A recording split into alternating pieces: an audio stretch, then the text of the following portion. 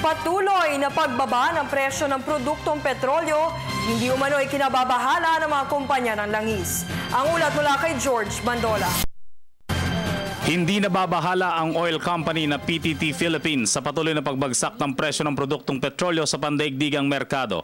Ayon sa PTT, nasa pipeline pa rin ang expansion target nito sa Pilipinas kahit pababa ang revenue collection nito mula sa mga oil products.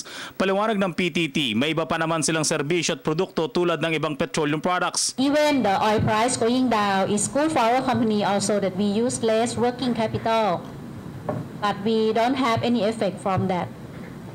From the stock exchange in China that dropped a lot within 8 years may cause the growth of this region drop a little bit, but I think that is not affect much to us also. Plano pa rin nito na makapagpatayo ng dagdag na 215 stations sa Luzon at Visayas habang hinihintay ang final peace law sa Mindanao. We still continue to increase because we still keep on growing.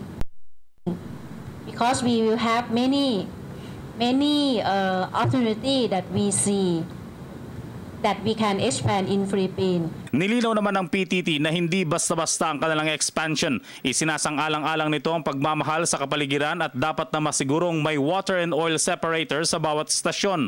Kaya mas pinipili nitong malalaki ang mga istasyong itatayo. May plano din naman daw na magbukas ng prangkisa ang kumpanya para sa mga OFW at maliliit na negosyante na kayang magkapital ng hanggang 5.5 million pesos. At the lower level, actually it's good because people use more oil. If the fuel is cheap, people tend to spend more. Instead of riding the bus, they will bring out their own private cars.